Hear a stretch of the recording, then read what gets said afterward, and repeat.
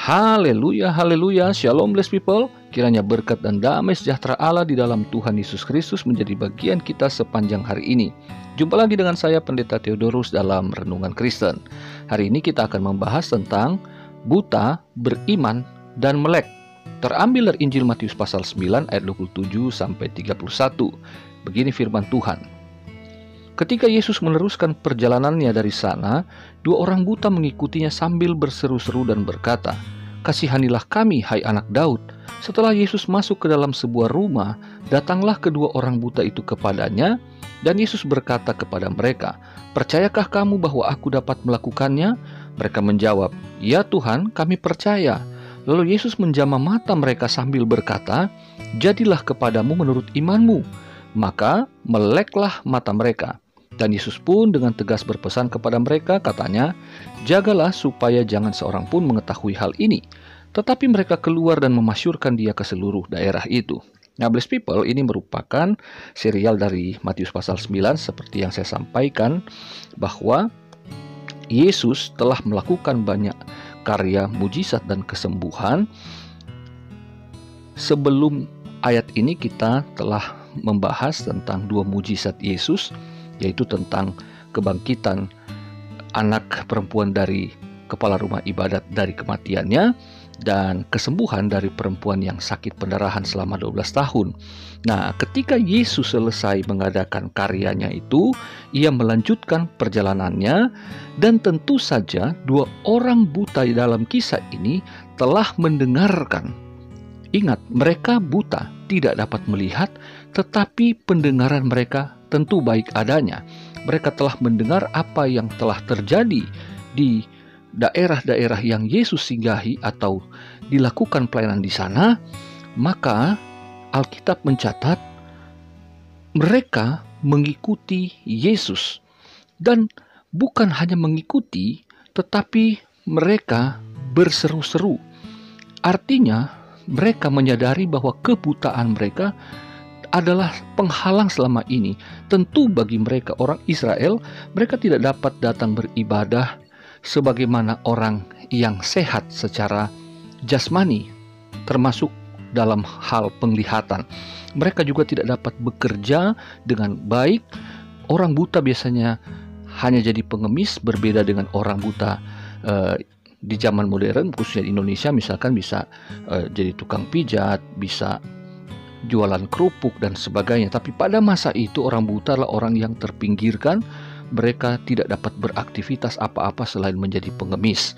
Dan hal ini tentu telah membuat mereka ingin mengalami perubahan, dan mereka mendengar bahwa Yesus ada. Dan ini satu kesempatan emas bagi mereka. Itu sebabnya mereka berseru dan berkata, "Kasihanilah kami, hai anak Daud." Jadi yang pertama ini adalah yang penting, bahwa mengikut Yesus bukan hanya sekedar mengikuti langkah-langkah kemana ia pergi, tetapi mereka menyatakan kebutuhan utama mereka dengan memohon belas kasihan. Orang buta biasanya memohon belas kasihan orang-orang yang lewat untuk memberikan uang, tetapi sekarang di hadapan Yesus, mereka memohon yang paling esensial dalam hidup mereka, yaitu agar mereka tentu dapat melihat. "Kasihani kami, ya anak Daud." Ini pengakuan bahwa Yesus adalah Mesias, karena Mesias adalah nama lain dari anak Daud. Nah, tetapi kemudian kita membaca bahwa Yesus seperti cuek aja begitu ya. Dia seolah-olah nggak mendengar apa yang mereka serukan. Karena memang nama anak Daud ini terlalu umum juga ya disebut-sebut, sehingga Yesus tidak mau ini menjadi penyebutan seperti sebuah basa-basi. Selain itu tentu ia ingin menguji kedua orang buta ini. Jadi poin yang kedua, kita melihat mereka tetap mendatangi Yesus meskipun Yesus seolah-olah tidak mendengarkan. Yang ketiga, mereka ketika mendengar bahwa Yesus sudah masuk dalam rumah, mereka tetap masuk. Dan inilah yang menjadi poin ketiga, mereka dengan tegas menyatakan, "Ya Tuhan, kami percaya." Ketika Yesus melihat mereka tetap masuk ke dalam rumah itu juga, Dan kemudian Yesus berkata atau bertanya, "Percayakah kamu bahwa aku dapat melakukannya?" Dengan tegas, "Ya Tuhan, kami percaya." Saudara yang terkasih, bahwa mereka telah mendengar tentang Yesus dan mereka menyatakan iman mereka bahwa mereka percaya Yesus adalah Mesias. Nah, banyak orang Yahudi, khususnya orang Farisi dan ahli Taurat, telah melihat Yesus secara kasat mata, tetapi mereka tidak percaya Yesus adalah Mesias. Nah, yang keempat, mereka disembuhkan ketika Yesus kemudian menjamah mata mereka sambil berkata, "Jadilah kepadamu menurut imanmu."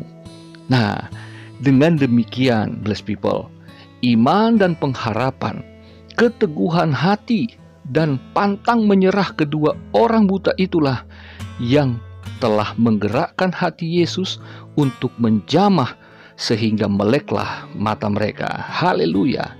Nah, jadi apa yang kita baca ini adalah sesuatu yang sesungguhnya sangat sederhana.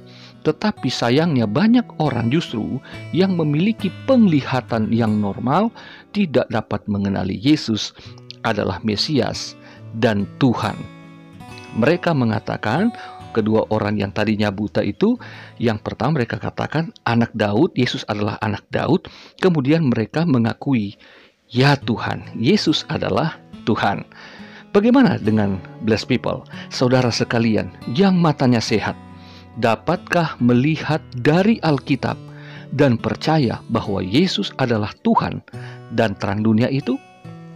Apabila kita mengalami kegelapan dalam hidup ini, mata kita terang melihat dunia, tetapi hati kita dikuasai oleh kegelapan, pikiran kita ditekan oleh kegelapan masalah, maka ingatlah, kita punya Yesus, Sang Terang Dunia, yang tidak hanya mencelikkan atau membuat melek mata jasmani, tapi juga dapat membuka mata rohani kita.